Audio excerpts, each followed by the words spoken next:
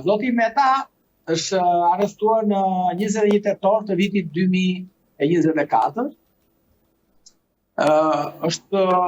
Hetimet kanë përfunduar në muajin gusht të vitit 2025. Çështja kërkesa e prokurorisë për të kaluar çështjen në gjykim është dorëzuar paraqitur në datën 28 gusht të vitit 2025 në gjykat, dhe ne sot, pas 16 muajsh para burgim, Zoti Meta është akoma në pikën 0. Do të thotë që i ka kaluar çdo lloj parashikimi ligjor për të qëndruar në paraburgim. Dhe paraburgimi i Zotit Meta është kthyer tashmë në një burgim. Edhe pse procesi gjyqësor ndaj tij nuk ka nisur akoma.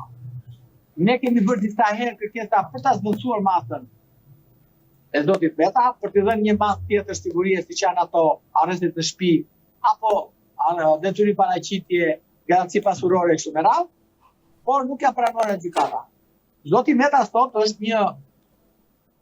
nuk ka asnjë dilemë nga ana jo, që të themi me plot gojë që Zoti Meta sot po mbahet peng si një burgosur politik dhe akuzat ndaj tij, ato akuzat fantazma për korrupsion apo pastrim për të luajtur penale, nuk janë arritur akoma nga prokuroria të provohen, dhe ne në seancën paraprake kemi relatuar, padyshim me të mbështetur në prova në ligj e kështu me radhë, që akuzat ndaj tij nuk qëndrojnë. Ne jemi në betejë ligjore, Zoti Meta është në betejë politike, dhe shpresojmë dhe besojmë që ai së shpejti të lërë qelin dhe të jetë në gjendje të lirë dhe të vazhdojë gjykimi në gjendje të lirë.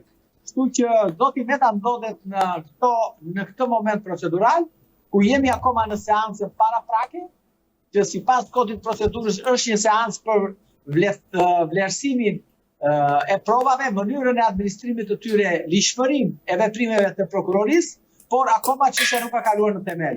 Jemi në pritje edhe të gjykatës kushtetuese, e cila në datën 8 prill do dalë me një vendim përfundimtar për sa i përket ligjshmërisë së arrestimit dhe masës së arrestit ndaj Zotit Meta, dhe kështu që shpresoj dhe besoj që të shpejti presidenti të jetë në gjendje të lirë.